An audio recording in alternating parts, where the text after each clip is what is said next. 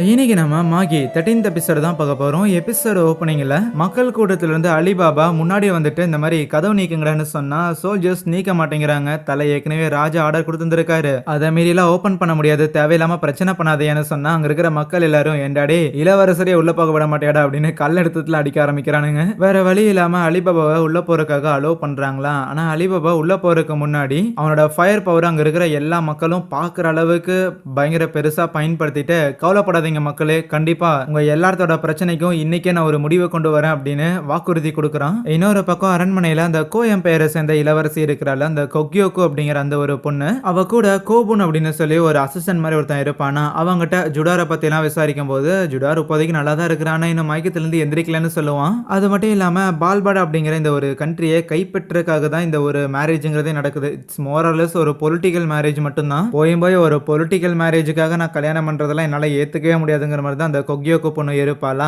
அதுக்கு அந்த கோபுன் அப்படிங்கிறவன் தான் சொல்லுவான், வெல் இது வந்து ஒரு ட்ரேடிங்கான முக்கியமான பகுதி, அவ்வளவு முக்கியமான இருக்கிற இந்த ஒரு பகுதியில கோ எம்பையரை சேர்ந்த இளவரசியான நீங்க ஒரு ராணியா இருக்கிறீங்கிற பட்சத்தில் மற்ற நாட்டை சேர்ந்த எல்லாருக்கும் இந்த இடங்கிறது நமக்கு சொந்தமானதுங்கிற மாதிரி ஒரு அறிவிக்கிற மாதிரி தான் இந்த மேரேஜ்ங்கிறதே நடக்குது. இந்த எல்லா விஷயமே அந்த கொக்யோக்கும் தெரியும். இருந்தாலும் பயங்கர மாவீரனா இருக்கிற மாதிரி சிந்துபாத் மாதிரியான ஆளுங்களை காதலிச்சு கல்யாணம் பண்ணாதான் ஜாலியா இருக்கும். இந்த மாதிரியான அரசு குடும்பத்துல பிறந்துகிட்டு நான் படுற பாடுறக்கையோ புலம்பிக்கிட்டு இருப்பா. பேர் மினிமம் ஆர் அட்லீஸ்ட் நான் கல்யாணம் பண்ணிக்க போற அந்த ஆள் கொஞ்சம் அழகா இருந்தாவது நல்லா இருக்குங்கிற மாதிரி அவ யோசிக்க அப்ப அப்படியே அகமத்தை காட்டுறாங்க. அந்த கொக்யோக்கும் நம்ம ஹீரோங்க கூட சண்டை போடும் போது 3 வாரியர்ஸை வந்து பயன்படுத்தி அட்டாக் பண்ணியிருப்பாள்ல. இப்போ அந்த 3 வாரியர்ஸ் அந்த 3 சாமுராய் மாதிரி இருக்கிற ஆளுங்களை அந்த பேங்கர் இந்த அரசருக்கு இந்த அகமத்துக்கு வந்து விற்கலாம் அப்படிங்கிற மாதிரி கூட்டு வந்திருக்கான் போல. ஆல்ரெடி அந்த இடத்துல அவங்களோட ஸ்ட்ரென்த் டெஸ்ட் பண்றதுக்காக தன்னோட சோல்ஜர்ஸையே அந்த அகமத் காலி பண்ணியிருக்கான். அப்ப அரண்மனைக்கு வெளியில ஏதோ சத்தமா இருக்குதுன்னு வந்து எட்டி பார்த்தா அதான் அகமதை மீட் பண்றதுக்காக அலிபாபா வந்திருப்பான்ல. ஏபா இவன் டார்ச்சர் என்னால தாங்க முடியலையா, டே பேங்கர் எப்படி ஒரு 3 பேரை என்னோட பர்சனல் கார்டுக்காக கூட்டு வந்தே இல்ல, அந்த 3ல எவனா ஒருத்தனை இறக்கி விட, இவனை காலி பண்ணட்டும் அப்படின்னு சொல்லும் போது அதே மாதிரி ஒருத்தர் சண்டை போடுறதுக்காக வரான். ஏற்கனவே இவன் அலிபாபா கூட அந்த ஹொக்யோக்கு வந்து பிரச்சனை பண்ணாங்கல்ல, சோ அன்னைக்கே வந்து சண்டை போட்டு இருந்திருக்கான். ஆனா அன்னைக்கு போட்டதோடமே இன்னைக்கு சண்டையை அடுத்த லெவலுக்கு எடுத்துட்டு போகட்டான்னு அப்படியே அந்த இடத்துல டிரான்ஸ்ஃபார்ம் ஆகுறான், ஒரு யானையா டிரான்ஸ்ஃபார்ம் ஆகுறான். அலிபாபாவை ஒரே அடியில் அடிச்சு தூக்கி எறிய இது என்னடா புது மேஜிக்னு அலிபாபா வந்துட்டு ஃபயர் பவரை பயன்படுத்தினா ஆப்பனன்ட் யானை மாதிரி தானே இருக்கிறான். அங்க இருக்கிற தண்ணியை பயன்படுத்தி அந்த ஃபயர் எல்லாம் அணைச்சுக்கிறான். இருந்தாலும் அவன் அலிபாபா கூட பேசும்போது ஒரு விஷயம் தெரிய வருது. ஆக்சுவலி இந்த கோ எம்பையர்ல நிறைய இந்த சயின்டிபிக் ரிசர்ச் எல்லாம் பண்ணுவாங்களாமா, அந்த மாதிரி தான் இவன் இப்படி ஒரு யானையா இருக்கிறான். இருந்தாலும் இப்படியே போனாலே அவனை தோக்கடிக்க முடியாதுன்னு அலிபாபா சிந்துபாத் சொல்லி கொடுத்தான்ல, அதே மாதிரி அவனோட அந்த ஆமோனுங்கிற அந்த ஜீனியோட ஸ்வாடு வரணும் அப்படிங்கிற மாதிரி அந்த ஃபயர் பவரை வந்து பயன்படுத்தி பார்க்கறான். ஏன்னா அவன் நிறைய மேஜிக் கிடையாது, அந்த மாகோய் அப்படிங்கிற விஷயத்த அவனோட ஸ்வாடுக்குள்ள இன்கார்பரேட் பண்ணானா அந்த ஸ்வாடுக்குள்ள தானே அந்த ஜீனியுமே இருக்குது. ஸோ அந்த ஸ்வாட் அப்படியே அந்த ஜீனியோட ஸ்வாடா மாறும் அப்படிங்கறதான் கான்செப்ட். ஆனா அதை தான் பண்ண முடியல அவனால. அதுக்கப்புறம் தொடர்ந்து சண்டைங்கிறது போயிட்டே இருக்கும். இருந்தாலுமே கண்டிப்பா நான் விட்டு கொடுக்க கூடாது, எப்படியாவது இந்த ஸ்வாடை வர வச்சிடணுங்கிற மாதிரி நம்ம அலிபாபாவும் விடாமுயற்சியோட இருக்க. ஆமா திடீர்னு அவங்கிருந்து நெருப்பெல்லாம் பயன்படுத்துறாங்கிற மாதிரி அகமத் கேட்கக்குள்ள அப்போ அந்த பேங்கர் தான் சொல்றான், உங்களுக்கு தெரியாதா தல, உங்க தம்பி இந்த மாதிரி ஒரு டஞ்சனை கான்கோர் பண்ணியிருக்கான், ராஜாவாகிறதுக்காக ஒரு மாகியால அவன் தேர்ந்தெடுக்கவும் பட்டிருக்கான்னு சொல்லும்போது அகமத்துக்கு சரியான வெறுப்பு. ஒரு ராஜாவா இருக்கிற என்கிட்ட கூட அந்த விஷயங்கள்லாம் கிடையாது, நானே ஒரு டஞ்சனை கூட கிளியர் பண்ணது இல்லை, அப்படி இருக்கக்குள்ள இந்த மாதிரி ஒரு இழிவான பிறப்பை கொண்ட ஒருத்தன் என்ன டஞ்சனை கிளியர் பண்ணி ராஜாவாகிறதா, ஒரே முட்டாள்தனமா இருக்குங்கிற மாதிரி அவன் நினைச்சுக்கிட்டு இருப்பான். ஆனா அந்த யானைக்குட்டி அலிபாபாவை முட்டி தள்ளி ஆல்மோஸ்ட் அவன் நெஞ்சில மூச்சு அவனை சட்னியாக்கலான்னு பார்க்கும்போது அவனோட அம்மா அப்பா சகமத் ஈவன் சிந்துபாத்ல இருந்து மக்கள் எல்லாரும் இவங்க எல்லாருமே இவன் மேல நம்பிக்கை வச்சிருந்திருக்காங்க. இதெல்லாம் ஒரு பக்கம் இருந்தாலுமே இன்னொரு பக்கம் கசம் நான் எதுக்குமே ஆக மாட்டேன், நான் முடிவெடுக்க தெரியாத ஒரு கோலங்கிற மாதிரி என்ன சொல்லியிருந்தான், என் பிறப்பே ஒரு மாதிரி இழிவு, இந்த இடத்துக்கு நான் தகுதியானவன் கிடையாதுங்கிற மாதிரி அகமத் சொல்லியிருந்தானே அப்படின்னு அவன் நினைக்கக்குள்ள அப்போ என் கதையில நீதான் என் கதாநாயகன் அப்படின்னு ஹீரோ சொன்ன விஷயம் அவனுக்கு ஞாபகம் வர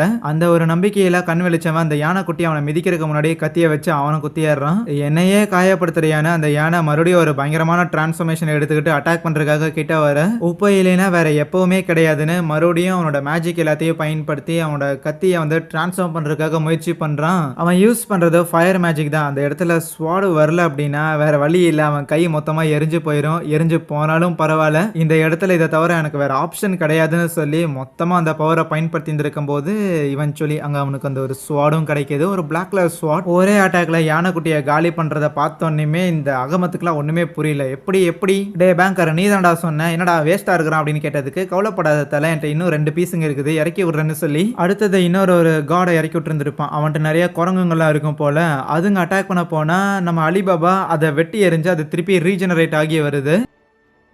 அந்த சின்ன சின்ன குரங்குகளோட பாஸ் மான்ஸ்டர் மாரி ஒரு பெரிய குரங்கும் வருதா, சரி எப்படியாவது இதுங்கள முடிச்சிடலாம் அப்படின்னு சொல்லி இவன் சண்டை போட்டாலுமே அது திருப்பி ரீஜெனரேட் ஆக, அதே நேரத்துல அவன் ஸ்வார்ட்ல இருக்கிற பவருமே கொஞ்சம் கம்மியாகிற மாரி தெரியுது. ஆஹா! இப்படியே போனா டைம் ரொம்ப ஆகுமே நம்ம யோசிக்கும்போது, அப்ப அந்த குரங்கோட வாயிலே யாரோ அடிக்கிறாங்க. யார்ரான்னா நம்ம மார்ஜியானாவா தான் இருக்கும். "நீ காலங்காத்தால நேரமா தனியா எங்கேயோ போகும்போது எனக்கு லைட்டா சந்தேகம் இருந்தது. இந்த மாரி முட்டாள்தனம் ஏதாவது பண்ணுவேன்னு. அதுக்கு தான் உன்ன காப்பாத்துறதுக்காக பின்னாடியே ஃபாலோ பண்ணிட்டு வந்தேன்னு" சொல்லுவா. இந்த குரங்குங்கள நான் பாத்துக்கிறேன். ஆனா நீ சமாளிக்கிறதுக்கு உனக்காக ஒரு வேலை காத்துட்டு இருக்குதுன்னு அப்படியே அலிபாபா தூக்கி அரண்மனைக்குள்ள தூக்கி எறியறா. அதுவே அந்த குரங்கு மான்ஸ்டரும் மார்ஜியானா கிட்ட, "ஏ புள்ள, உன் கூட சண்டை போடுறதுக்குலாம் விருப்பம் இல்ல. ஏன்னா உன்னால எங்களை எதுவுமே பண்ண முடியாதுன்னு சொன்னாலுமே இன்னொரு தடவை அடிக்கிறேன். அடி வாங்கினதுக்கு அப்புறம் நீ உயிரோட இருந்தீன்னா நீ சொல்றதை ஏத்துக்கிறேங்கிற மாதிரி அவ சண்டை போட தயாராகிறா. இங்க சிந்துபாத்துக்குமே அலிபாபா அரண்மனைக்கு போயிருக்காங்கிற மேட்டர் தெரிய வர, ஆஹா, சப்போர்ட்டுக்காக நம்ம ஊர்ல இருந்து ஆளுங்க வந்துகிட்டே இருக்கிறாங்க. அதுக்கு முன்னாடியிலே இப்படி தேவையில்லாம அலிபாபா முந்திக்கிட்டானே, இவங்க எங்கேயாவது குளறுபடி பண்ணி விட்டுட்டானா மொத்தமா போச்சு. சரி போய் என்ன நடக்குன்னு தான் பார்ப்போம் அப்படின்ட்டு அங்கிருந்து சிந்துபாத் வேக வேகமா கிளம்பி வர,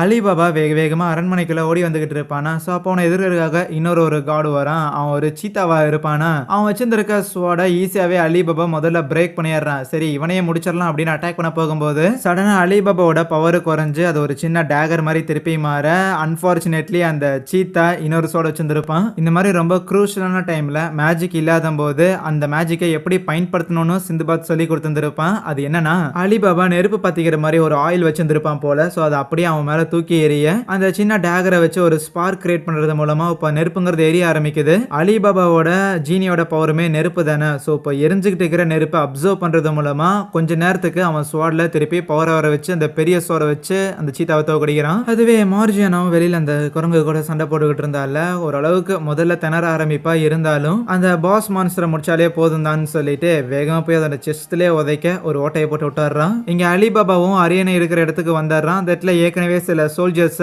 அந்த 3 பீஸ்டுங்களோட பவரை டெஸ்ட் பண்றதுக்காக ட்ரையல் பார்த்து சாவடிச்சிருப்பானுங்கல்ல. அதை பார்த்து அலிபாபா ஷாக் ஆக, அதுவே அகமத் அந்த பேங்கரை பார்த்து, என்னடா வரமாட்டான்னு சொன்ன, வந்துட்டான்னு கேட்கும்போது, கவலைப்படாதீங்க தல, 3 பேர் கூட சண்டை போட்டு வந்திருக்கான், கண்டிப்பா அவனோட மேஜிக்ங்கிறது ட்ரெயின் ஆயிருக்கும், நம்ம கிட்ட இருக்கிற சோல்ஜர்ஸை வச்சு அவனை முடிச்சிடலான்னு சொன்னா, அதுக்கு அலிபாபா, என் நாட்டை சேர்ந்த பிரஜை கூட நான் இது கூட தேவையில்லாம சண்டை போட போறேன், என் பிரச்சனைங்கிறது உன் கூட தான். ஆனா இவன் பொறுமையா பேசுறதை கேட்ட அந்த அகமத், டே யோசிக்காம அவனை போட்டு தள்ளுங்கடா அப்படின்னு ஆர்டர் கொடுக்க, ராஜா அவன், சோ அவன் சொல்றது செஞ்சுதான் ஆகணும். அதே மாதிரி நம்ம அலிபாபாவும் ஒரு இளவரசன் தான். டே சும்மா இருங்க, என் பஞ்சாயத்து அவன் கூட தான், காவலாளிகளே இந்த இடத்துல நான் தான் ராஜா, அதனால நான் சொல்றத பொத்திட்டு பண்றீங்களா அப்படின்னு அகமத் திருப்பியும் சோல்ஜர்ஸை கம்பல் பண்ண, அவங்க வேற வழி இல்லாம அந்த இடத்துல அலிபாபா பிடிக்கிறாங்க. அப்போ கரெக்டா அகமத் வந்துட்டு அகமத்தோட கையில இருக்கிற அந்த ஸ்டாஃப் ஒன்று இருக்கும், அது ராஜாங்கிற மாதிரி அடையாளம் நினைக்கிறேன், அதை பிடிங்க வச்சுக்குவானா.